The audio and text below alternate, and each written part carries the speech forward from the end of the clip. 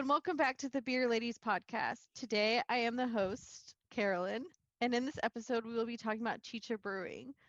Now, before I introduce our guest and co-host, a reminder that we are on YouTube, and if you prefer to watch, or you can get us on anywhere that you listen to your podcast. So please subscribe and tell a friend. Today, let's meet our co-host / guest. We're all co-hosts and guests. Hi, I'm Lisa. Hi, I'm Katie. And I'm Christina.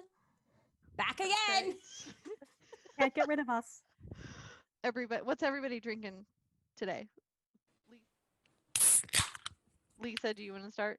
I can start. So I'm starting off with Whiplash Bone Machine. And actually, let me show you, for those of you who are on the YouTubes, they have some fabulous art on Whiplash. They are a local Dublin brewery. We're going to do some cool stuff with them later. So spoiler alert. But one reason I've gone with this is because it's pretty low key. But it's just really, really flavorful, really tasty, very, very fresh. So I think the one advantage of lockdown, if you like, is everyone is delivering their beer to your home really, really fresh, straight from being canned. So well done, everyone at Whiplash.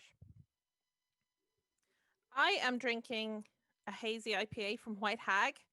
White Hag are another Irish brewery. I think they're in Sligo. Yeah, Sligo. And they do great stuff. And I am kind of looking forward to their they have an eggnog beer coming out for Christmas. And I'm going to look forward to that one. I am drinking a Belgium raspberry beer. Good old Bacchus. Bacchus. Trying something different. I am not drinking beer at all. But it's appropriate because it's on theme. So I made Chicha Morada. Basically Peruvian purple drink. It's made from chicha, or it's made from corn, I should say. Purple corn. So what I did is, the really purple. It's gorgeous to look at. It's really pretty. So I sourced some purple corn flour online. And you can also use that to make like scones or cornbread. And I have some left, so I'm gonna make tortilla chips and maybe a little cornbread. Yum. So basically what you do is you take the flour. You can actually take whole corn cobs as well to make this. That's more of the traditional way. I kind of shortcutted it a bit. And you boil it with like cloves and cinnamon. So since 'tis the spooky season, I just use pumpkin spice because I have a bottle of Trader Joe's pumpkin spice and it's delicious. So I just dumped a bunch of that in there and some brown sugar and let that boil for a bit. Then I cooled it, chilled it, and I cut up some fresh green apple. Traditionally, it's made with pineapple rind and fresh pineapple, but I didn't have that on hand. So I opted for green apple, which apparently is an okay substitute. And then some lime. And off we go, and it is absolutely gorgeous. So that so good. Was not in your mouth at any stage before you started drinking it? No. Okay. No. Good. Yes, we will certainly get to that. We'll explain why Katie is asking that. Yeah. Later, but it's really, really nice. It's very refreshing. It's delicious. I highly recommend making this. It's very easy to make. And I'm thinking of actually trying with a little bit of spiced rum if I want to make it boozy. Oh. But it's very, very good. Oh, that sounds lovely. Yeah, nice cocktail idea. Mm-hmm. Fantastic. That's very good.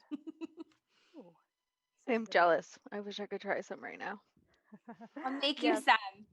Yes, for those listening outside Ireland, we are all on lockdown here, so we can't just all hang out together and have a couple drinks, in each other's homes. So we're virtual as per usual. But so we have to kind of, I guess, share our recipes and see what's working and each try our own little version and see how it goes. Yeah, we should all do that. Experimentation at its finest. That would be fun. For sure. Yeah. For sure. I have a couple historical cocktails and all that kind of stuff that we could all try to make as well. Ooh, that'll be a thing. We'll do that. That'll be a thing that we do. Make a note. Yes. Good idea. Write that down. Yes. Yeah, I think another good segue, Katie. This is your first episode, so we're so Yeah. excited. What are you expecting, or what do you want to learn? What do you think? I guess can we teach you the secrets of Chicha? I don't know. I think you can. Definitely. I know very little about Chicha. I had heard of it before you said that we were going to record this episode. So I kind of knew that it was out there, but it's kind of gross, Yeah, right? on paper you're like, huh? Yeah. Yeah.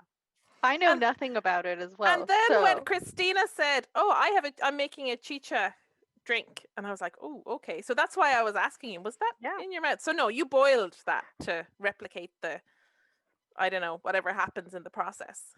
Yes. Yes, it doesn't. You don't have to. You don't have to masticate the Yes. corn in order to make chicha, but it is an option, Yeah. and we will talk about that a little bit later. yeah, but we're excited to learn about it because I know nothing about it, just like Katie. No, I mean, anytime you get me and you get Christine on, we'll talk a little history, but we're gonna do just fun stuff too. Have general banter, all the fun stuff. But yeah, we'll definitely go through Chicha. And actually, there's been interesting Chicha research over the past couple of years, so we know more now than we did, just a few years ago about it. So it's actually kind of an exciting time to be talking Chicha. Who knew that in the year of our Lord 2020 we'd be learning new things about it? But here we are. Yeah. Do you want to start, Lisa? Do you want to give people kind of an introduction as to like what chicha is? I'll start a little bit. I'll sort of give my weird personal introduction to Chicha because we want to make it fun and get people involved. So I think probably like a lot of people, at least in North America, discovered Chicha through Dogfish Head Brewing. So long story short, used to live not too far from there. They're in Delaware. We lived in the Philadelphia area. My in-laws have a house very near the brewery, though, so we would go down there actually quite often and hang out at the brewery. I would do their 10K run every year. I miss doing that because it was super, super fun. But about, I guess it's about 11 years ago now, they first came across Chicha as a concept and started getting into, what's the sort of historical background and could we make one? And I think because their reputation has always been a little bit trying to do something weird, off-centered, as they say in their branding. They liked the idea and sort of, I think, latched on to the notion of, ooh, part of the brewing process here involves chewing something and spitting it out again. That sounds gross. Let's do it. And so, that was almost more the marketing tagline than anything else. Although I think like as with their sort of other ancient ales where they have, they do partner with real archaeologists and, real chemical archaeologists to do the work. They find out, what is the real science and they kind of go off and do their own thing with it. So I first had their version of Chicha, which again was based on real research, but different. Well, and we'll get to how it was different in a minute. But I guess it would have been again, and then about 10 years ago. So they actually had it on in the brew pub after one of the races. So it was kind of this wonderful, refreshing, very light, actually quite dry beer that you would have, after running. Only about sort of 3.5-4% ABV. So actually, really nice to have after you've finished a run. And for those first couple of batches, and I think for subsequent ones they have done too, they have gotten people at the brewery to do the chewing, spit it out, and then they go through. It's very sanitary because it still goes into the boil after all of that's happened. So that's sort of kickstarting the fermentation process, but everything else still happens. It's not sort of something that's gone sort of directly from someone else into your mouth like a baby bird or anything like that. It's not like that. But and I think Christina's probably going to go into how the sort of traditional brewing process works. But they sort of took that, scaled it up a bit, and made what we might call a more palatable version. So that's how I first came across it. And then they actually got a sort of TV show where they went to Peru and looked at traditional makers and talked to them and found out a little bit more about sort of the different ways in which people sort of the different places people drink chicha, the different ways it's still actually a ceremonial drink too, as well as just being something refreshing for a hot day. So it's got all these different uses. It's got a very, very, very long history. And I think we'll find too, it hasn't always been chewed. There's different ways and means to go about this. So I've just said a lot about how I first sort of came across chicha, but long story short, it's probably been made in some form or another for at least 8,000 years and possibly even longer since the more you get into the study of these things, we always get knocked back another 1,000 years or another 2,000 years as you get better and better chemical analysis. So long-winded, but long story short, as long as you've got grass and often you have hay to do the sort of filtering, you've got the beginnings of how you can make this. And I mean, we could even just talk about the domestication of corn, maize corn anyway, for a long time. That's its own subject, but it'll get us a little off track. So I'll stop there. It's a lot, but it's really interesting. So Yeah, let me I'm pause and take a drink. I'm Yeah. interested in hearing about all this. Is it centered in like Peruvian culture, or has it spread?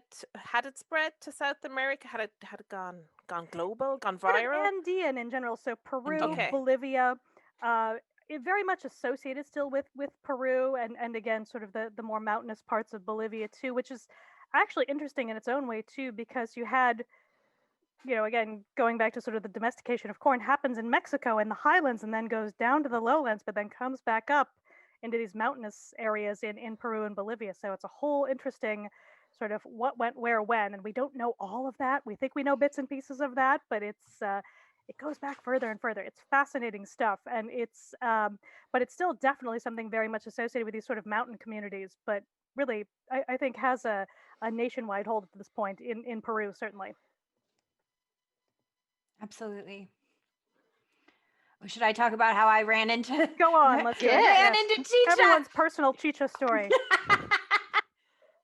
So I encountered Chicha for the first time during the course of my research in women in brewing, because Chicha Brewing was very female dominated. It was something that women made and had high status making in certain cultures. There's definitely evidence that men made the beverage at various points in history. Men are depicted brewing it in certain artwork and things like that. But brewing Chicha is, the sources do seem to indicate, was a predominantly female occupation, and one that had some high status. And we'll sort of get into that a bit more later on, what those women were in certain cultures, and just how this might be a reflection of their position in society. And so I encountered it then, and sort of looked around desperately to see if I could find some to drink that was available in Europe, and of course found nothing. So that's when I encountered Chicha Morada, though that's more recently. I think I encountered Chicha for the first time years and years and years ago, but recently found some recipes for Chicha Morada to make myself.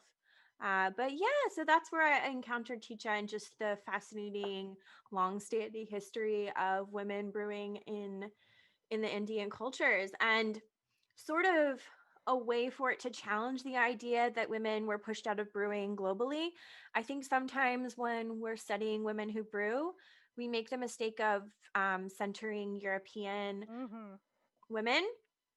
And just because, and not even all European cultures, right? So really English, French, and German predominantly when we talk about historical brewing women. It seems to be that picture of that alewife seems to be, she's either French, German, or English, Scottish. And then that depiction is sort of just projected onto other cultures, which I will challenge in my book coming out. Yes, plugging the book when I can. but I think it's a problem when we kind of sort of globally ascribe this idea of an alewife as someone who is globally pushed out of brewing, when we can see in Indian culture just a very long tradition, a tradition that still exists, of women dominating and so controlling the brewing industry. So I think we need to be really careful with our language when we're talking about who is pushed out and where, and women, because women still do dominate and have dominated brewing for centuries all over the world. Yeah, absolutely. And I think there's another piece too around, those assumptions too around what beer is, because we're still talking about a fermented grain that you're turning into alcohol. And, we get this sort of anti-corn, and again, corn being maize in this instance, bias for people who, have, sort of grown up on or grown up around your sort of American adjunct lager, where you're like, oh, corn, bad. You don't want corn in your beer. But at the same time, in other cultures, it has been, absolutely part and parcel of the brewing process. And you can have a really good beer with corn in it. It doesn't have to be a bad thing. And I think there's this hangover, if you like, that people get from that sort of cheap mass produced thing, but we're talking about something that actually, yes, was produced at scale at some times, is still a cottage industry, and even still, on a larger scale too. But the ingredients are not, are not a bad thing. It's, we have this very sort of, culturally derived lens where we have to be like, oh no, it's a different set of circumstances. These ingredients don't carry that kind of baggage. And to Christina's point, different people are making them. It's not it's a very different perspective. And I suppose all cultures all over the world had to adapt their local flora and their flora to brew with, right? Because I know, Yeah. like, we have in Ireland, we have barley, right? But we hops don't grow here naturally. No, hops aren't anyway. native. No. Yeah, not at all. Not at all. So I'm sure that we used something else back in the day. Yes, you did. Yes, you did. Yeah. No, and I think that's a really interesting thing about beer, and particularly beer styles for indigenous cultures, is how people all over the world had this desire to drink these fermented beverages, and how they really reflect what you said, like the local flora that's available in wherever they're living. And that's what we see with chicha, and that's what we see with Irish beer versus a beer from England, for example. Hops, different kinds of hops and different, so it's something that's really, really interesting. Yeah, absolutely. And then we'll get into a whole thing too, because, while it's even now still an everyday beverage, just, cool off with the drink, it's often, again, alluded to it a bit earlier, often, still kind of a ceremonial beverage in some ways. But we also know that this was absolutely 100% a ceremonial beverage in certain contexts. And again, context is key. It's all about, the different ways people are drinking this, different ways they're making it, different ways they're sort of approaching it. It's, something that's could be very kind of commonplace, could also be very much part and parcel of the sort of whole ritual life of the culture that I think we do still see in certain ways in other beverages. But it's also, it's magical too. So there's this other piece where you've taken the grain, you've changed it, you've done the magic, and then you can sort of use that to kind of imbue whatever ritual you have too with it. And we do know that they would use chicha in sort of human sacrifice rituals, things like that. And those are the things that get the headlines. That's not necessarily the everyday stuff. That's what people like to fixate on as sort of the other, and the kind of the sexy thing that people like to look at. But again, you have to remember that a lot of this was written down when it was written down by the Spanish. Yeah, there's a whole colonialism aspect to it. So, lots of that there too. Yes. I can imagine the Spaniards like rocking up to like a Peruvian ceremony or something, and they're saying, "What are you doing what did you do? You chewed that, you brewed it, and now you're doing what?" And now you're doing a sacrifice? Well, we have to write this down, even, and make it seem like you do it for all your sacrifices. Exactly. And you don't drink it every day. That this is your everyday. Yeah. But the interesting is we actually have really good archaeological evidence too for how that did happen. So it's cool stuff, and but it's all about, again, what does it mean to these people? What does it mean to this culture? And there's, again, and Christina is going to laugh, but archaeology likes to talk about like ways of seeing, like any kind of sort of humanities subject. It's all about like what's what are kind of what's the audience they're getting, how are we looking at it. It's all there's lots of layers to unpeel. So yeah, archaeology likes to assume that everything is a ritual. That's kind of the long-standing and ongoing inside joke with archaeologists. What was it for? Ritual purposes. Yes, yeah, but I think we also have to remember, like, when we're reading these sorts of things, like, who is the audience that they're writing for, and why are they writing it? Because most of the time when they're writing these things, they're trying to other them as much as possible to demonstrate and prove why they had a right to colonize and destroy them. So, for example, in an Irish context, we could talk about Gerald of Wales. So Gerald of Wales wrote this scathing diatribe about the Irish, about how they have all these horrible rites, sacrificing horses and just awful things that they did. And this is used by the English to sort of explain why they're doing, oh well, these people are awful, of course we had to go over and do this, look at them, they're and savages. Right, and most of it's complete and utter rubbish, right? Because it's the colonizer that's what they're writing this for. It's the same But I didn't realize that they were in like West Clare in the 1980s. Really? Yeah, we used to sacrifice horses all the time. Oh Why yeah. not? Oh yeah. No, it's the same thing with the Vikings. So I wrote my thesis on the Vikings, and there's a really popular argument that the Vikings, performed human sacrifice and stuff, but really the evidence for that is quite scant. And I'm really not convinced that it was a widespread practice or really, at all. A lot of it seems to be really based on biases and misreading of the archaeology, or Victorians looking at archaeology and then modern archaeologists trying to interpret what the Victorians interpreted in the first place. But then the Victorians, of course, got rid of everything but the skulls because bones aren't important. Who cares about that? Let's sell off the gold and silver, and let's keep the skulls for phrenology. Yes. They've got So- funny bumps. Come on, guys. So it's more like it's a game of telephone where, he said, she said, they said, I said, oh, and so I'm just not convinced about that. And then again, it's a system of someone writing something, and well, why are they writing this? And they're writing this in a often Muslim context. So what we get a lot of our sources, the source I should say for human sacrifice, is a Muslim source. And why is he writing this? Who's his audience? And again, it's the audience is the people back home. And it's to basically say, oh, these people are very different, and look at this awful thing that they're doing. And I'm really not a big fan. And also remember, he doesn't speak the language. He doesn't really understand what's happening. Yeah, that's true. Yeah. And then there's a whole nother argument about they're in Russia, and are Russian people at this time Vikings? And no, I don't think so. But that's that another argument's going to catfish. continue. Just Don't that's gonna go at on me. and on. Do not at me. But yeah, that's a whole nother kettle of fish that I'm sure that I just opened up. So thanks for that.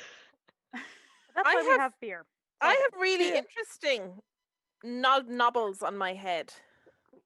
Does Oh, any? we could open up a whole sort of phrenology clinic when we're allowed to be, Oh, yeah. around people again, and just start We'll being just like, start- ooh, Yeah. you're very good you're very musical, or whatever. This sort of thing. There we go. Because I actually have a big dent in my skull because I had something removed when I was a baby, and it's left a Ooh. big, massive dent. So I don't know. I might confuse Dent in them. my forehead from running into a table somewhere as a small child. But yeah, for those listening at home who are like, what are you people on about? So if you're not au fait with phrenology, it was very big in the 19th century, and and even a little bit before that too. So really, everything about the shape of your skull was going to say if you were oh gosh, what were the different types you could classify people into? They're horrible. They're sort of like criminal, and there's very broad categories. And surprise, like white Englishmen were all at the top, and everyone else was sort of something else somewhere. Shock. So, yes, Surprise! shocking. I'm so shocked. I know. Yeah. They don't so- actually do female skulls very much at all, which is interesting. And when they did, it would all either be like, "Oh, you're very musical," or "Oh, you enjoy embroidery," or whatever other. Well, I things mean, women were meant it's to a do. carry on for from now. So how they don't do medical studies on women, they only Yeah. test things True on men, and then wonder enough. why women are having heart attacks and dying from this. Well, you don't test on women, so I wonder. Yeah, it's like thalidomide was Oh, yes. tested solely on men, and that's why they didn't realize that when they gave it to women for morning sickness that it was Yeah, was they're going like, to "Oh, have our a bad. Who knew?" Well, they didn't Yeah. say our bad for like 35 years, but yeah. still.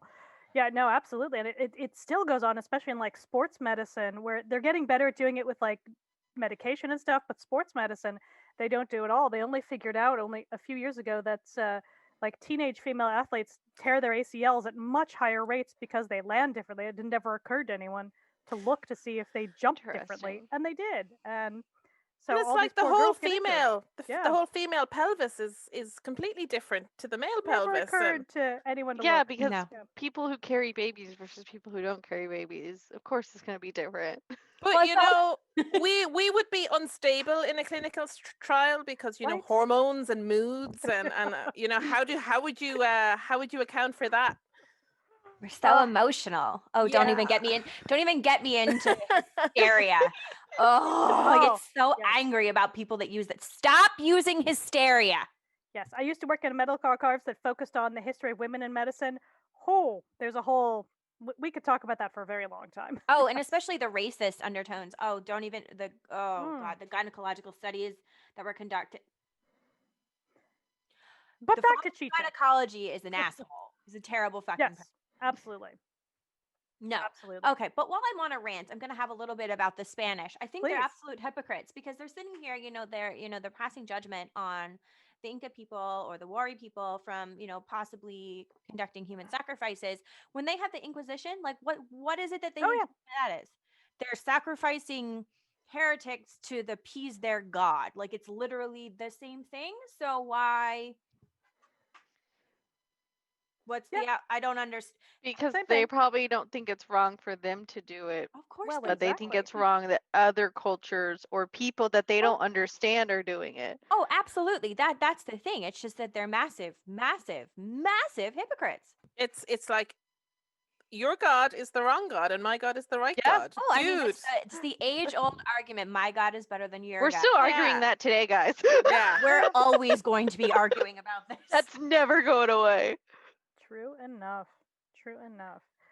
But so let's circle back, I think, to this whole idea that the chewing bit, because I think Yeah. there's a really interesting piece in just sort of there's the sort of mechanics of the production of chicha, but we'll also get into how there is more recent research that says maybe that wasn't always the whole thing. Maybe there was more going on there, and there's cool archaeology about this. So folks listening at home, cool I'm just archaeology. Lisa, I'm just hoping that you don't say something like, the way that you feed coffee to certain animals and then you're like, don't tell me that None of that. happens. No, Because no, I didn't even okay. know that no, no. happens. So thanks for that, Katie. No. I've only discovered that like that. recently about There's the nothing coffee. Okay, so like glad that. I'm not the only one that's like, what?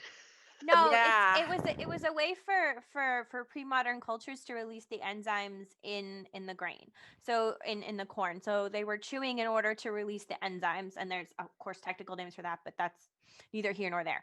So that's what they were doing. So that was part of the brewing process. It was a way to release these enzymes. And this is something that, it wasn't just an Andean culture thing. Of course, the Japanese were doing this with sake. Yeah. So this was also a thing. There's a kind of sake in Japan called beautiful woman sake that's particularly like chewed by pretty young women, which is expensive.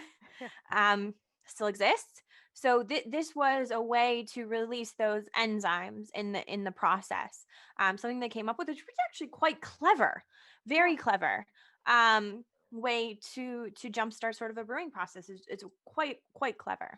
Yeah, absolutely. So the idea is they would take that, that germinated corn and chew it a bit, and then, stick it in your kettle and boil it away, and then you're sort of off to the races. But there's also this sort of implicit sort of thought then too of, oh well, they were doing this because they didn't know how to do malting and things like that. However, this is actually really interesting. In the last couple of years, they have discovered evidence of potential malting to make chicha, and dating back to, I think, and I'm just going to consult my notes now. So between sort of 600 to 1000 common eras. So that's pretty cool to be like malting away. So you've got your germination going, and so you don't have to do the chewing part. And again, the other thing that people like to tell you when sort of archaeology 101 is absence of evidence is not evidence of absence, but we do have evidence of absence because when they actually go and analyze the skulls and the teeth,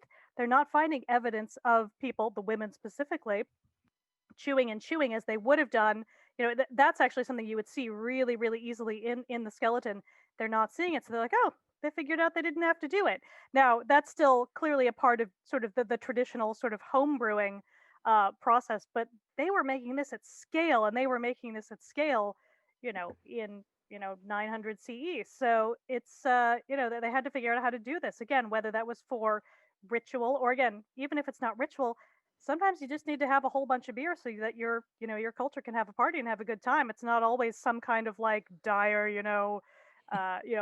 everything bad's going to happen if we don't do this. Sometimes ritual is just everyone got together and had a party. It's it's a bit of everything, but if you have to do it at scale, you want to figure out a way to do this. It's going to be faster than people individually sort of chewing, putting it in the pot, going on. That works if you're only making, a little bit at home, but if you've got a whole culture to keep drinking, you gotta Can scale you up. go and explain what malting is a bit more for people like Good question. me, for example, who don't really know what, That's I a mean, we great know what question. it is, but we That's a good don't know question, Carolyn. what it is. That's a good question. And actually, I was just looking up because the house we're hopefully buying is near where the former Mountjoy Brewery was, Okay. not too far from the prison, folks in Dublin. Yay! Yay!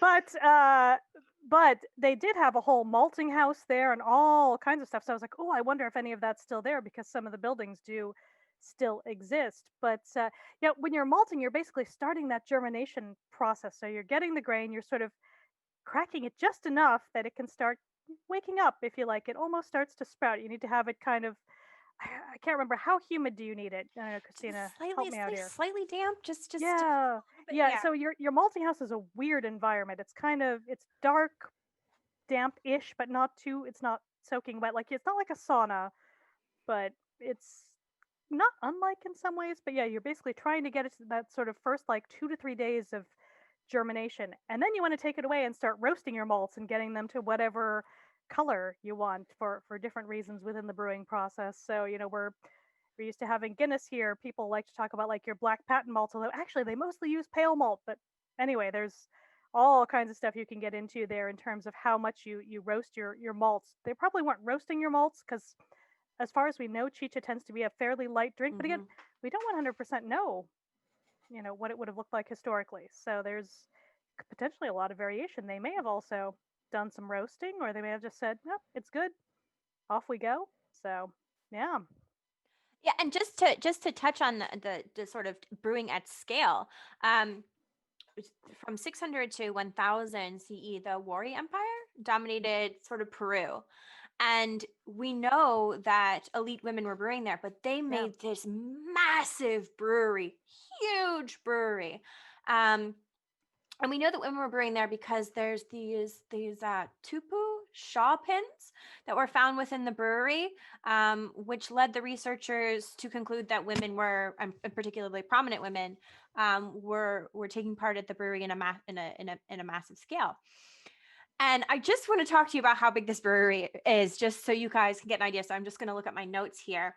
It had 12 large vats holding about 150 liters of beer. And this led the researchers to indicate a production capacity of around 1,800 liters per batch. So this is a lot. Yeah, making this one of the largest pre-Inca breweries yet discovered in the Americas. So this is huge. And when the Wari left the site, they burned down and sacrificed all the buildings, including the brewery. And the brewery had one of the most elaborate destruction ceremonies. And so the original equipment was offered up as a final offering. So even brewing was a ritual process, not the final product wasn't the only part of the ritual. And so they did, as I said, ritually destroy it. So it's to get an idea of really how important this is and how big the production could be for remembering the size of these cultures and the amount of people that were actually present. This is a lot. What would have been like a ballpark population of like the Peruvian cultures around that time? That's a good question. That is a good question. Well, because if you're brewing that much beer, you're not just brewing it for rituals. Like, if you're going to spend the time to brew that much beer on that large of a scale, somebody's got to drink it. Like, every time Dick and Harry in the fields are like... The thing to remember is not necessarily to separate ritual from daily life with a lot of culture. Like, it's to circle back again to like Viking culture, like the ritual was the daily, like everything was imbued with some sort of, so when we say something had ritual importance, it doesn't mean like, oh, I'm only doing this on like a certain ceremony on a certain day and then we're pouring it out and whatever. It could be, this is a really sacred beverage for me. I'm going to share this with you. We're going to drink this together as an act of hospitality, and this is important to us. Or we're going to drink this together because, hey, it's the end of the day, and this is a thing that we do together as a. It doesn't have to be this elaborate thing. It can be these tiny, simple, everyday tasks, but they're important. ideas of hospitality throughout the world, really important and take on a massive ritual significance in European culture and India, everywhere. So, it could be little things like that, Okay. which actually take on this ritual, but not in a sort of conscious daily, oh, I'm thinking about this and this is, do you understand? Yeah. So it's like a cup of tea. Like if you Absolutely. call into somebody, they'll go, you'll have a cup of tea, you'll sit down and you drink tea. In Ireland anyway, growing up in Yeah. Ireland, everywhere you went, you were always offered a cup of tea because that was the That's Were thing. a you ritual. were It's a you ritual. offered a cup of tea, or were you like, here's your cup of tea? You You don't have a choice. Go on. Go on. Yeah. Go on. Go I'll on. go Go on. Go on. Go on. Go on. You were offered, right? But if you said, "Oh, I don't drink tea," then they looked at you like it's something You not violated the quite right ritual. here. Yes. Yeah. Yeah. Yeah, absolutely. And but that's it exactly. That's so important because the same thing could be, in a high ritual, let's call it that, or in just a day-to-day thing. It doesn't have to be this big, super sacred thing. It could be, used in both, or there could have been a slightly different preparation. Like we don't know that. Like that's something that again, we might have known more about if people hadn't sort of turned up and given everyone smallpox and destroyed things. But hey, here we are. So And it could be that the brewing was really ritually important, and then the consumption was just sort of like, in some cases, it was sort of like the end process of the ritual. So the ritual significance started at the brewing process, the people that are brewing it, and then the final conclusion is simply drinking it. So it doesn't always have to have this elaborate to do. So the Yeah. women that were brewing this beer, were they of all statuses? Were they? I mean, I know we don't know exactly, but from what we can gather from historians, archaeologists, were they of all statuses, or were they only certain? Well, this has been going on for so long. So like, as Lisa said, I mean, millennia, right? So Yeah. so we when I'm talking about the Inca and the Wari empires, I am talking about sort of elite women. But that's not to say that your everyday woman wasn't brewing this in her home, which Right. is quite possible, because it's the case that we find throughout the world. So it's quite possible that that's the case. But when we're talking about these big breweries or these sort of ritual centers, we are finding high status women. So, for example, in the Peruvian, in the Incan Empire, I should say in the Peruvian Empire, we're all in Peru. In the Incan Empire, we're talking about the houses of the chosen women,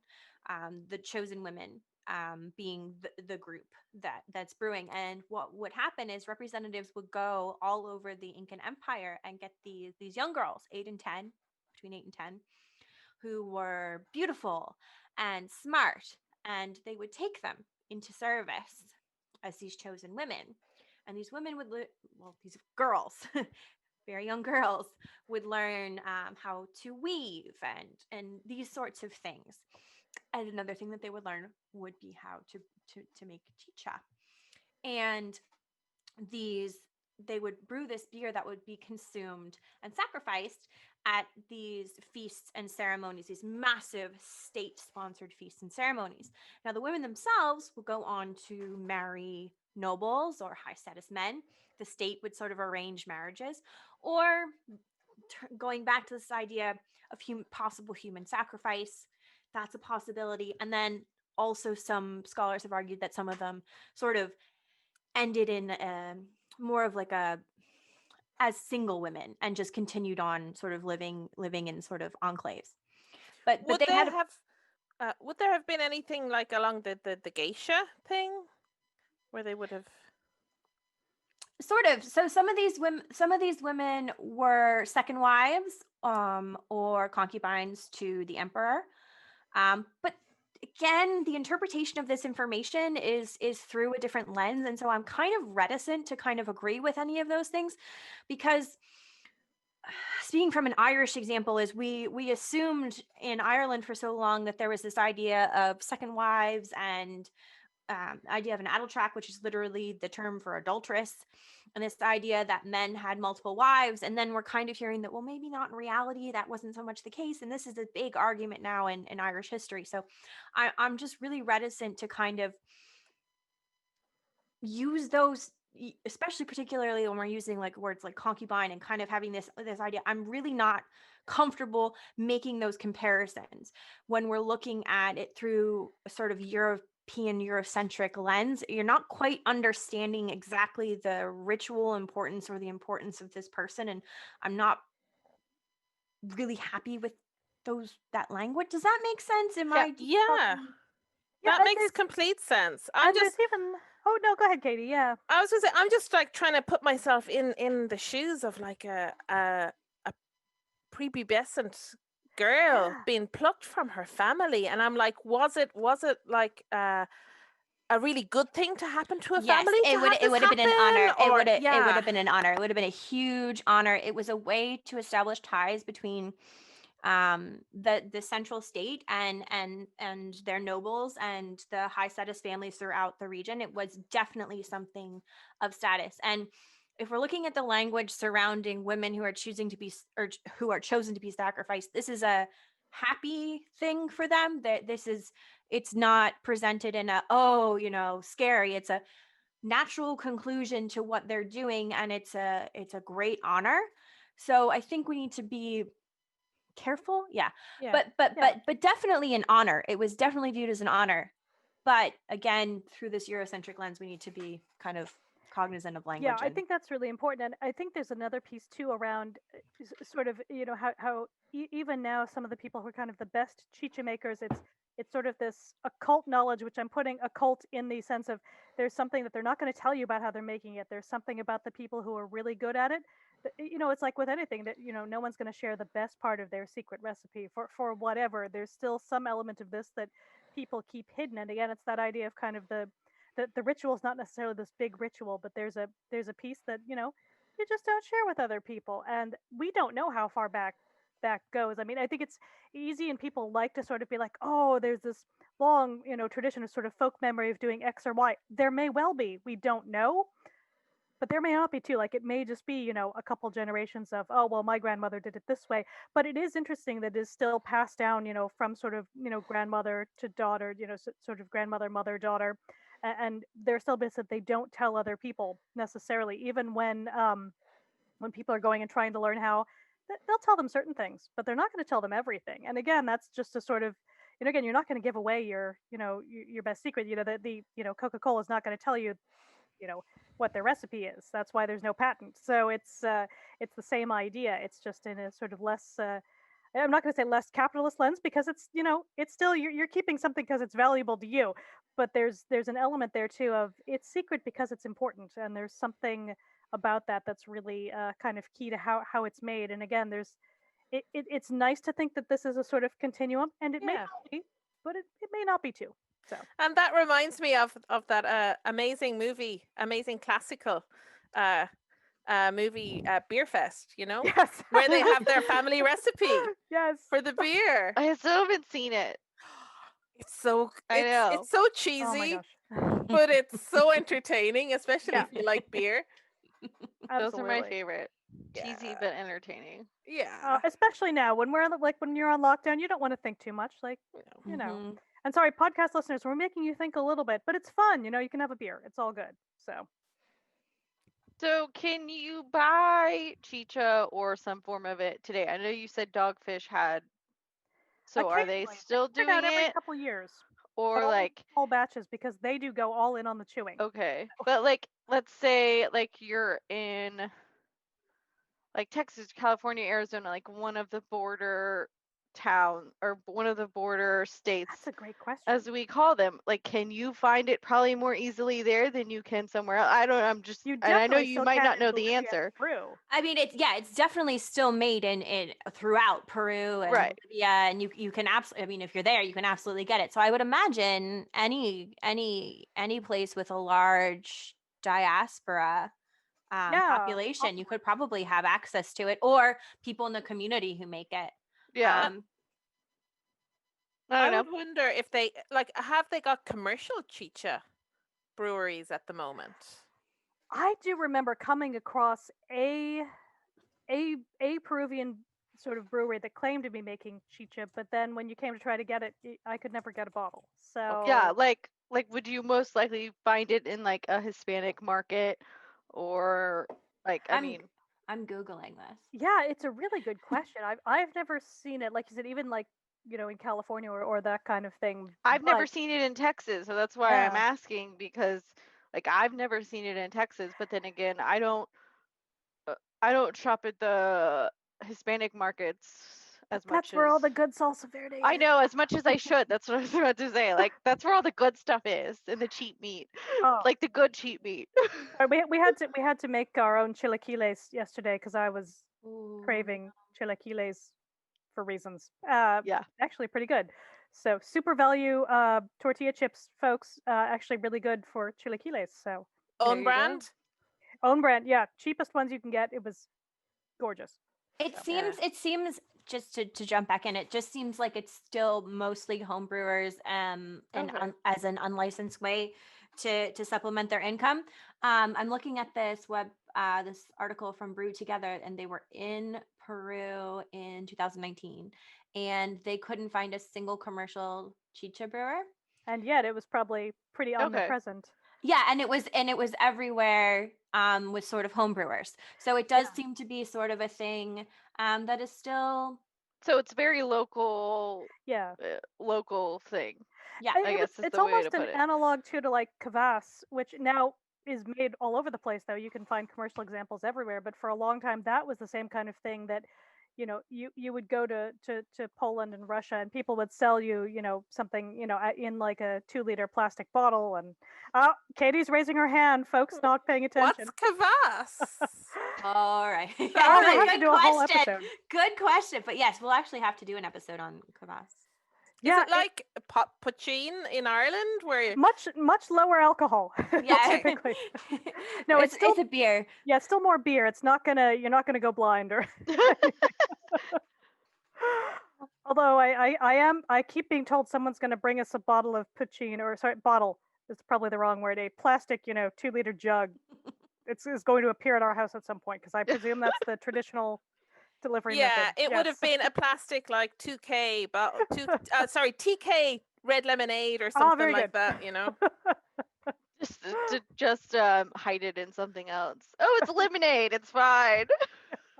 Oh, and we should say, shout out to the listeners, if you make chicha or if you know of Yes. a commercial brewery or if you brew this at home, please get in touch. I would love to talk to you, interview you, all that fun Yeah, stuff. absolutely. Because and the dogfish ones are really interesting. They do a slightly different one every couple of years that they only distribute sort of in the immediate vicinity of the brewery. It may be brew pub only, or they'll do a very small bottling run just because it is hard to make the way they're. Which I'm an air quoting for people at home. They're doing the traditional way, so they do sort of pass around like at the holiday party, get all the employees to at least contribute a bit. Uh, but then again, it all goes into the kettle. It all gets boiled. It's It gets sanitized. it gets sanitized. Although Yeah. I do wonder, actually, that's an interesting question. I do wonder in a sort of eventually, hopefully, post-COVID world, will we be like, oh, maybe not, or Well, but oh, if stuff gets boiled down, like the germs are killed. well, and even if you know that, is it enough? I don't know. It's a For me, huge that's question. enough. For me, Not for everybody else. Yeah. I don't think that, like, knowing that it was inside someone else's mouth at some stage is just a bit, is it not? But you don't have to make chicha that way. There's other Yeah. ways to make it. So, Absolutely. if we're talking in a commercial process, we don't have to do that. And the home brewers at home aren't necessarily doing that, Yeah. as Lisa said anymore. That is one way of many to make chicha. So, Yeah, I think the other interesting thing that we haven't talked about it as much as again is if you're making it at home and you're filtering it through the hay or through straw, like what kind of flavor does that give? Like that may well add some interesting notes that would be kind of desirable in say like certain fancy Belgian beers where you like to be like, oh, it has a very sort of barnyard terroir. You're like, that sounds fancy, but really at the end of the day, you're just saying like it smells like horses and straw. So horse blanket. horse blanket, yes, one of my favorites. One of my Horse favorite blanket. beer terms, yes. But at the same time too, like that could just be a really lovely kind of very clean sort of note that it imparts to, or it could go the other way. And some people like that. All good. So there's a lot that we could sort of go through with that sort of traditional process. Even if you take out again that chewing part, just just filtering something through straw and fermenting something at home very quickly, it's definitely going to have a different flavor from something you're you know putting in a in a dark place and leaving for 3 months. So Do we want to lots to take a beer break? we'll take a Yeah, beer we break, can. so we'll come back with our second beers. Yeah. Ooh.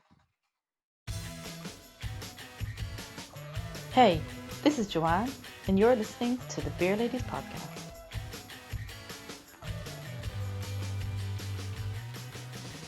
Well, all right, and we are back from our beer break. We are all stocked up again for our second round of You're here. drinking.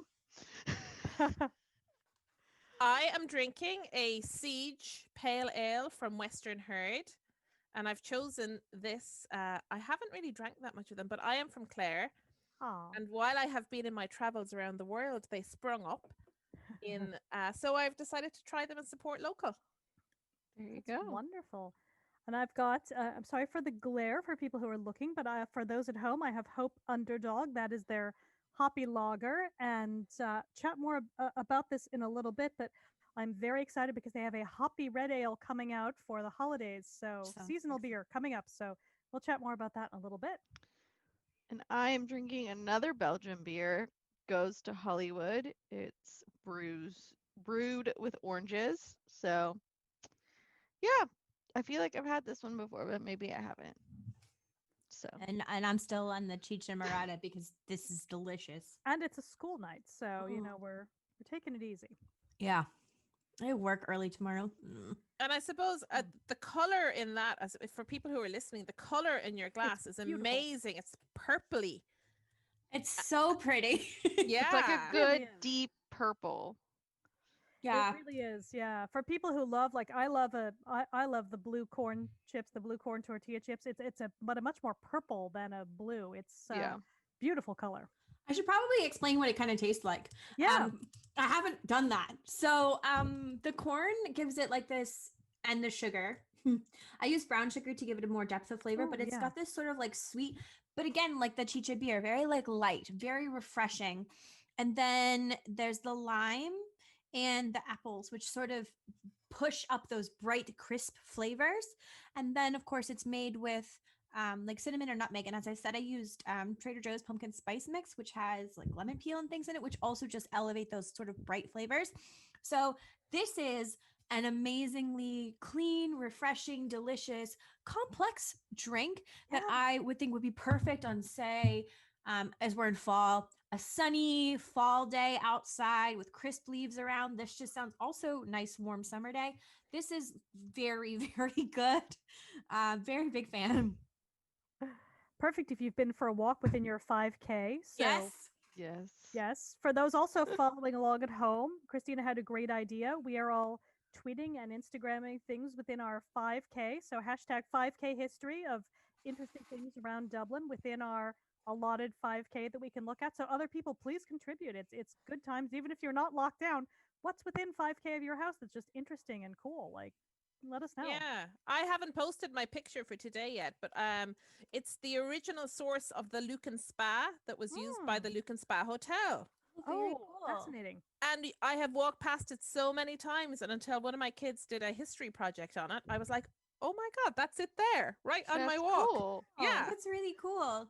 There's also, if you're in Ireland, heritagemaps.ie is amazing.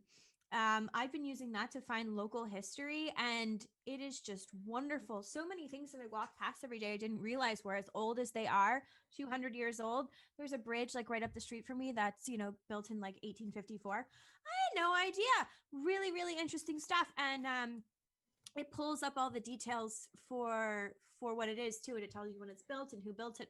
Very, very interesting. So I do recommend heritagemaps.ie to kind of just see what's around you as well. Yeah, they've done a great job, and I'm going to try to go exploring. Hopefully this week. I've taken the week off because it is the half term. Kids are off school, maybe for 1 week, maybe more. We don't know.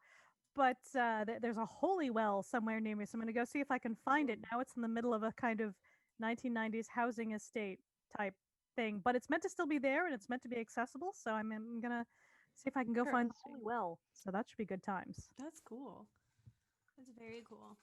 Yeah. How about you, Carolyn? What are you near? I'm sorry, you're mid drink for those I who are. found there's a park, and it was something about like it was like one of William Wallace's castles or something, but like there's no like whatever was there is gone. Now there's a park, and There's probably something in the park. that's like not that far. And then there's something called the Pale Ditch.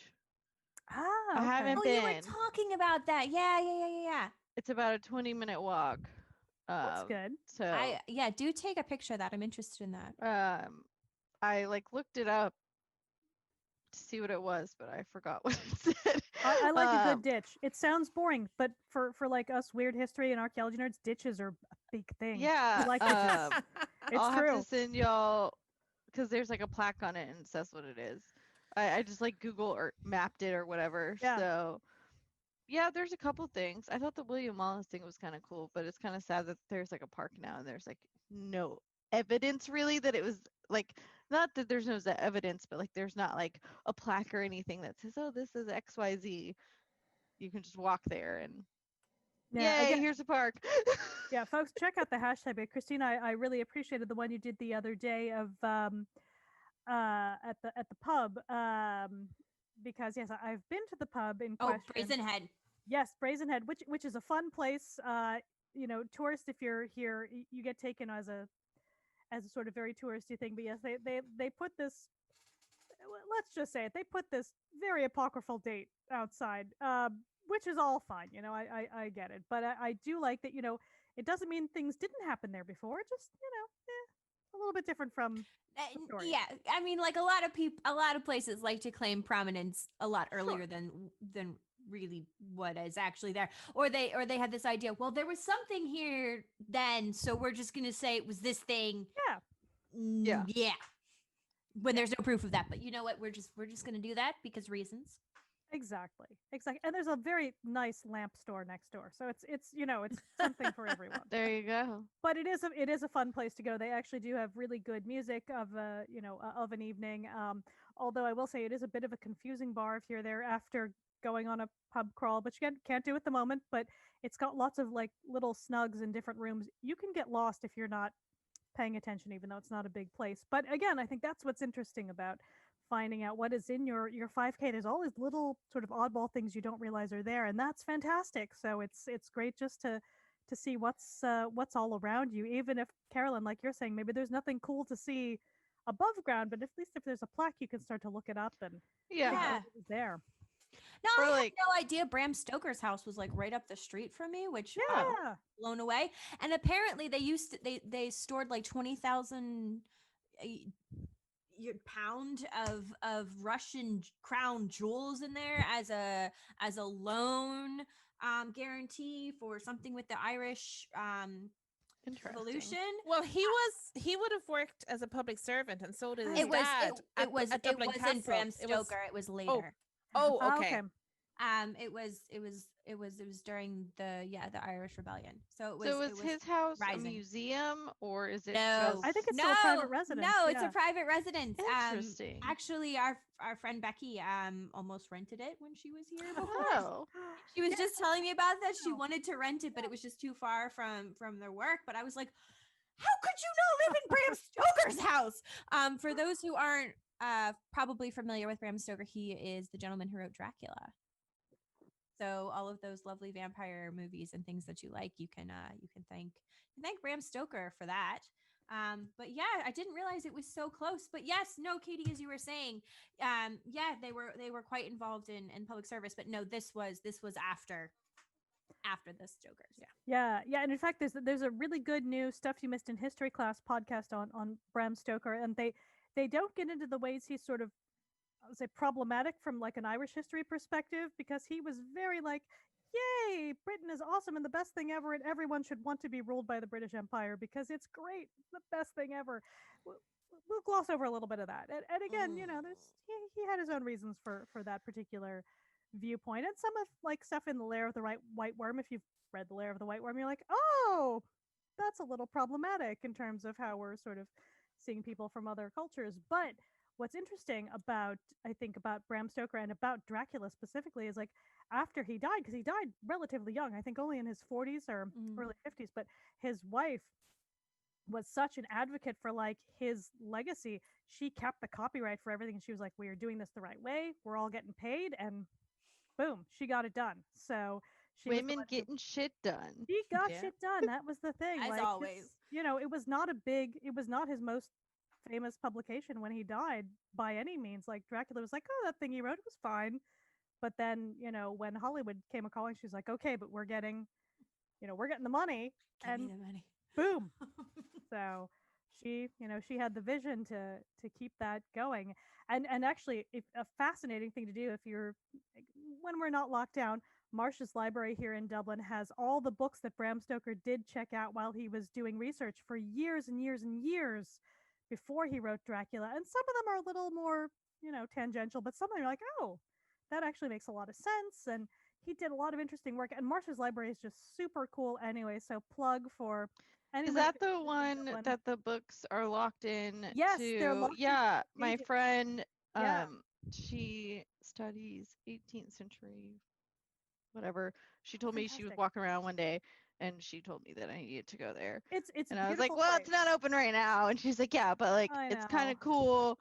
She's like, because they kind of lock you in there, and some of the books have like bullet holes in them. Like Yeah. they're like glue, like, but if you move the book, it'll fall apart. So like, That's there's right. things They have holding a some book of the. that basically was like in the window, and in 1916 they had the bullet came through the window and hit the book, and it's still there. But it's Yeah. a fascinating place, and it has a good ghost story associated with it too. So that's good for the spooky time of year, because it is haunted by Narcissus Marsh, who was the founder, and that was his real name. That's not like a made up Harry Potter name. His name was Made up Harry Potter name. Marsh. But his niece was his housekeeper, which is what we called young women who were stuck looking after their elderly male relatives, and he didn't want her to get married, or didn't want her to get married to whomever. The story is it changes depending on when you read it, but she apparently ran off and got married to a curate from somewhere else in Dublin, or a sailor, depending again on when you read the story. It sounds like the sailor part didn't happen, but fine, it's a better story. But she's meant to have left a note for him in one of the books to say like, oh, so sorry, we're running off, but you were just a shitty uncle, or whatever. Oh, And that's right. She was telling me about that, but the yes, note was never found. note was never found, and so his ghost comes and looks Yeah. in all the books for the note. Wow. So yes. We heard about Yeah, that on our she's- ghost tour. Yeah, Oh, she wonderful. she Yeah. said she said they do a lot of good events there, and Yeah, yeah. I did an event there for the Bram Stoker Festival last year, which is great, and they're trying to do a lot of stuff online this year, so hopefully that's at least going to keep something going. But yeah, they had some really fun stuff last year, and I'm sure they were going to do more this year, but obviously not so much in person.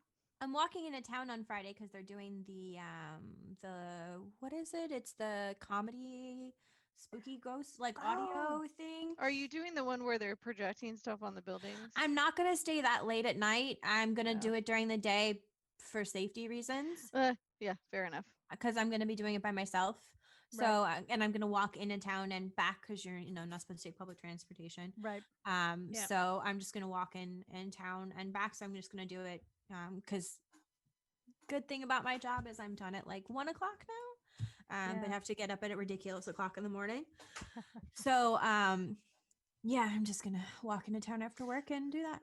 That's really, and is that where you listen to it on your phone and it gives you like a description of all the different sites and Yeah, it's like a comedy ghost horror walking tour. that sounds really cool. Oh, that sounds It's fun. free, right? So like why not? Well, I'm Yeah. outside. It's I'm 5K. jealous. Yeah, it's in the 5K. It's all good. Yeah, I'm gonna download. They're doing some kind of audio drama type thing that you're meant to listen to alone in your bed. Oh, I saw that. So I Oh, paid €5. I no, was like, I'm not "Oh, doing okay, that. money." That's gonna Let's creep do it. me out. No, I will have nightmares for 5 months. Oh, it'll be good. Oh my gosh, Carolyn, you would I like I stayed up last night watching like 3 different horror movies. Nope. And Nope. No, I have a vivid imagination, so I like think things are there when they're really not, and I just don't get good sleep because I'm paranoid as shit. I'm like, oh my god, somebody's gonna murder me. When like that's not really gonna happen, but in my head I think it is. I don't know. We've been watching lately since we're just at home and I have the week off. We've been watching a lot of Reeling in the Years to try to get up to speed with crazy things that happened in Ireland before we moved here. And so it's good when they get like the odd seasonal thing. Although it's I don't know, Katie. What's your view on the show? I feel like it's so fascinating what they choose to focus on. So I think it's good. Like they'll always cover the Eurovision, they'll always Yes. cover the GAA, whatever was going on. That it has the music of the year as the soundtrack, which I love. But I think it's really good. Like I get very nostalgic watching it, really nostalgic, and I think it's a really good program to watch if you're new to Ireland, to try and figure out like what's been going on. Yeah, we What originally started watching because for those at home, my older kid doesn't know who Jedward are. And I'm like, oh, come on, let's. they were in Sharknado. They made it big, you know. That's right. And again, folks at home, if you're not following Jedward on Twitter, you're missing out. They are amazing. They are the heroes we didn't know we needed. Yeah. You know, it's amazing. They have turned out to be just really nice guys who I'm fairly level-headed. yeah, I didn't know I'd be saying Jedward is the voice of reason in 2020, but here we are. Yeah. Here we are. I think 2020 Jedward versus Daddy Frere in the Eurovision final, you know. Oh my gosh. Oh gosh, I miss They should go back. Eurovision and just Same Well, here. well, on the plus side for all of you, Halloween Samhain is Witch's New Year, so the year is up for me yes. on October 31st, and I am done with 2020. I like that perspective. That's There you that's a good way go. to think about it. So we're moving on from this bad energy. Oh, we might just need to sacrifice something. I just need to watch The Wicker Man like 10 times and Just go put some apples outside for the wandering spirits and pour out some ale and some beer and you know. Carve a turnip because that's what the Yes. Irish did. Oh Yes. yeah. Listen, I'm gonna post about this tomorrow, but I was doing some research on some of the ancient traditions of Samhain, and one of them was literally hurling cabbages at doors. And I'm like, perfect. We need to bring this back for so Yes. many reasons. One, it's socially distant and outside. So it is Yes. lockdown approved. 2, you don't have to share your candy. You get to eat Hear, all hear. that yourself. And 3, delicious cabbage. I like cabbage, so you know, free cabbage that you can turn into your dinner. I just think it's a win-win-win situation. So I propose that we bring back hurling cabbages at other There people's you doors go. with consent. You all have to agree to it. We're not just gonna chuck cabbages at everyone's house. We all have to get together and agree. Yeah. But if you want, I will come chuck a cabbage at your door. There you go. That's fair. No, then everyone can make kimchi. It's fine. It's all Oh good. yeah, kimchi. Oh, that sounds delicious. Now I want kimchi. Oh, yeah. Oh, Oh, speaking of funny historical things. So I was I used to teach at Trinity and I was going through some of my like class notes and I came across this picture of this picture called McSweeney's Feast. And if you can Google it, I would Google it. Like I said, it's McSweeney's Feast. And so it's a picture of Irish people drinking and having this feast, and it's not meant to be good. It's the context is not a good one, but you see this gentleman hanging out kind of in the corner, and he's bent over and he's got his iris out and he's sort of mooning everyone, and it just kind of looks like, you know, they're just kind of taking the piss. But it is possible and probably likely that this person was a professional farter. Yes. What? I think that without me even knowing what you're going to say, that I have this runs in my family. I think we must have been professional farters through the generations, and we just forgot about our skill. You know, It was a serious thing in medieval Ireland. They are listed together with other like types of musicians and things. Like professional farters, flatulists are a thing, and it wasn't just in medieval Ireland, it was all over the world. Yeah. People talk about it in Japan and other places, but So would they do songs like what? all Like, kinds of stuff. Like There's some good horrible histories on this. Yeah. there are some that apparently like could fart without smell. Like that was like the big thing. Oh wow. Like and yeah, Strange. all kinds of like songs and could make all kinds of noises besides just like the traditional, of course, fart sound. But yeah, this was a thing. And so I just laugh about that every time I think about it, that there were people that were professional farters, and you know, some of them made quite a bit, because this continued for a long time, and some of them made quite the living doing this. Oh, the beans you would have to eat for that job just to keep consistent, or the Guinness you'd have to drink. Oh. yeah, yeah. Oh my god, can you Oh. imagine? Oh my god. Well, I've gone down a whole rabbit hole of sort of the other historic porter and stout breweries of Ireland, because there were many, and then they were all gone except, you know, obviously for the big guns. But like again, I was saying Mountjoy Brewery, they were the number 2 Yeah. porter, you know, brewery and export. I'm like, oh, I want to know more, but where did they all go? And it's weird. It's a they different got bought out. situation. But it, Guinness Or went under. they all went Looks- under. They had certain techniques that they made you an Oh, offer you couldn't refuse. I You know? bet they Sure. did. Yeah. And they still do that, don't they? Yeah, it's like you feel bad for the craft wonder. brewers trying to get onto a tap, and they're like, well, Guinness, we're a Guinness pub, so it's like all this these one- taps are Guinness. So we have one tap Yeah. here, but, you know. Yeah. I mean, the whole sort of pay to play thing is very.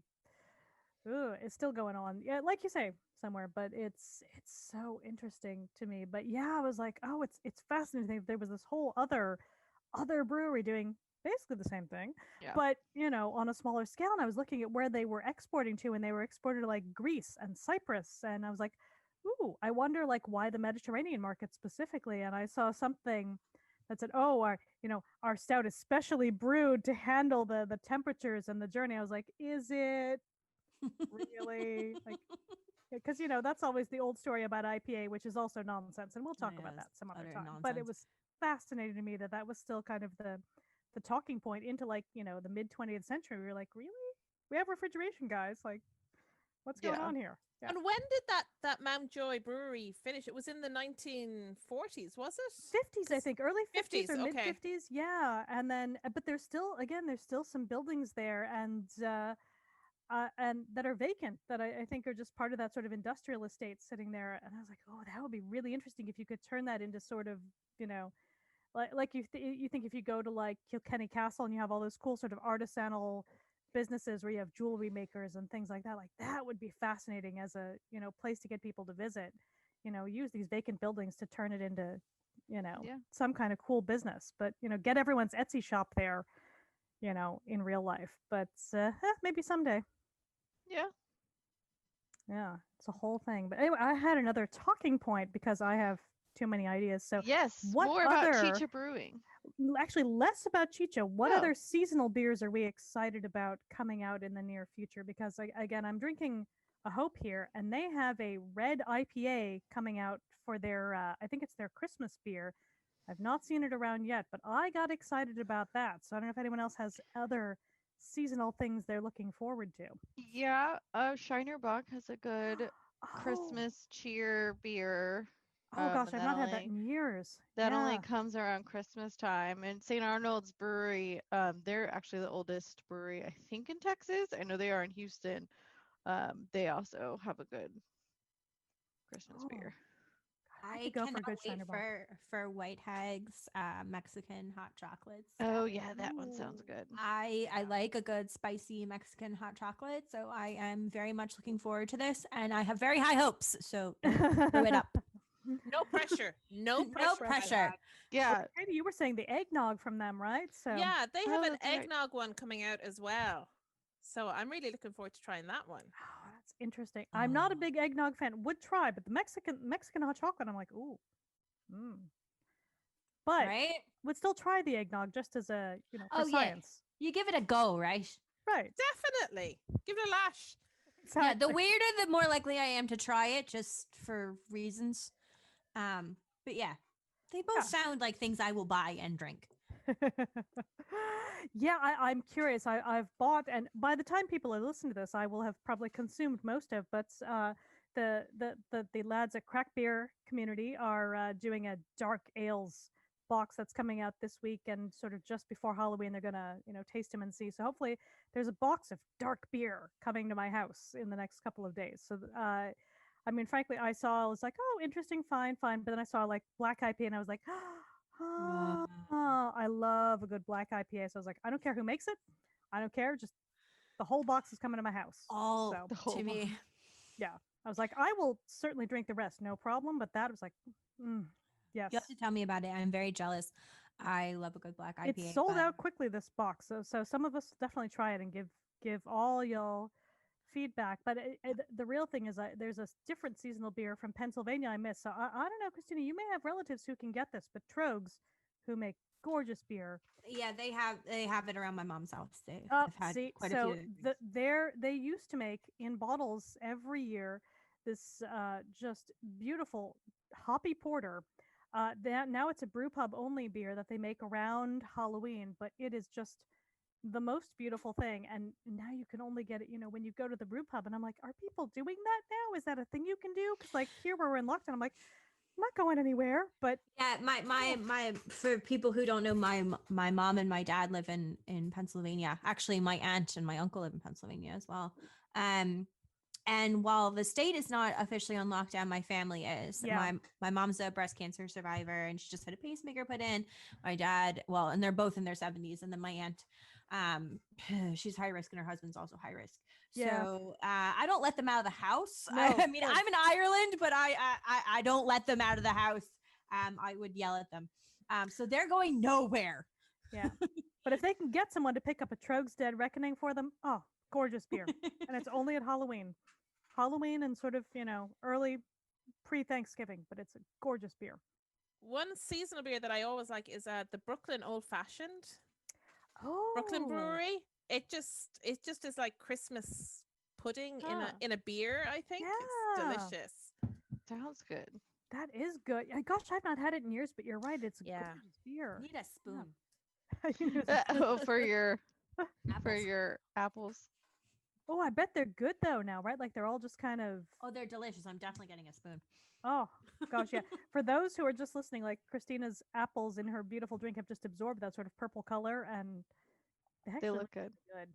It's like the best part of sangria from a college party, Yes. because you get really drunk from the fruit. I always love There's no the alcohol sangria. in this though. Yeah. I would think it would be really nice. I think I saw that they make it with oh, what is it? Pico sour. Oh, Right, is that the right? Just completely lost my brain. The words are hard, and I'm not even words drinking. are hard. Like, I'm not even drinking alcohol. But I think this would also go really nicely with just like some spiced rum, because of all the like spices in it. I think spiced rum would be nice. Yeah. So I'll probably do some experimentation and give that a try. But I was very happy with it not being alcoholic. Sometimes it's nice to have something that's Yeah, not yeah, alcoholic, yeah, especially since I have absolutely. to be up at the crack of dawn, ridiculous o'clock tomorrow morning for work. I'm off this week as well, like Oh, Lisa, gosh, because the kids are off school. It is amazing. I had a Yeah. nap today. I had a Oh, nap. that's It was beautiful. amazing. Jealous. That's beautiful. Yeah, no, I let my smaller one just go run around outside while I watched from the balcony. It was just like, ah, I don't have to do anything. Just sit here. Just stand there. Yeah, I didn't have to answer any angry emails. No one shouted at me about any. Well, okay, no, that's not true. I was shouted at by my children, but that doesn't count. No. That's just a thing. That doesn't But count. no one shouted at me about work, so I was just like, Yeah. it's beautiful. So, yeah, not that I get shouted at all the time, just a couple times a day. It's Just a thing. few times a day. Yeah, it's fine. It's totally normal. I don't know. Sure. I don't know. But I don't know, Carolyn, tell us more about sort of the Shiner Bock, and what was the other one? Like it's been such a long time since I've had one. St. Arnold's beer. I was just Hmm. looking it up here. St. Arnold's, yeah. Yeah, so I'm pretty sure they're one of the oldest breweries. I'm pretty sure they are the oldest brewery. Let me correct myself. But they have a seasonal beers. I was just looking at their seasonal beers because I haven't been in Austin in a year and a half, so I don't know if they have any more. But they have an Oktoberfest one, Oh, a Christmas ale, which is available October to December. It's a rich coppered color hearty ale, perfect for holiday season with malty sweetness and spicy hop character. They are saying to eat it with fruitcake, Christmas pudding, and squash bisques. Squash bisque sounds good. I don't think I've ever had that, but now I want to have that. It has 5 different malts oh, in the beer. And then they have a Texas Winter IPA, December to February. And they have 4 hops in it: Galaxy, Columbus, Simcoe, and Cascade hops. And then they also have a Pumpkinator beer, Sounds like my thing. which sounds like something that most people would like. yeah. I'm saving my last couple pumpkin beers for when we chat about well, American Thanksgiving or not in a couple weeks. So folks, listen in a couple weeks, and I'll do a Pepsi challenge. But yeah, let me look at the Ooh. Shiner Cheer one. Shiner's also a Texas brewery. Yeah, Shiner is. I mean, a Shiner Bock, like they've probably done more to, sort of introduce people in certain parts of America to other German beers than, almost anyone. Oh, I Like, love a good Shiner Bock. it's Like, good. judge me, but like, No, I've been to the Alamo Draft House in Austin, like a couple Shiner Bocks and just some, Yeah. fried food in a film. Like it's gorgeous. It's a Bavarian style wheat ale, brewed from Texas peaches and roasted pecans. Oh wow. Ooh. Ooh, It's really good. interesting. Huh. So I'll be visiting you sooner rather than later, huh? Come on. Yeah, no, sorry, COVID will not let me leave the house. No, I know. All right, everyone. Thanks for listening. We've come to the end of our episode. It's been great talking to everyone about Chicha and ranting about other things. You can find us on social media, Beer Ladies Podcast on Facebook, Twitter, Instagram. Again, we're on any podcast site out there. I know there's every week. You can't get away from us. every week until we decide to stop, which will probably be never. So, all right, we will see y'all next week. Until then, Thank you, everyone. bye.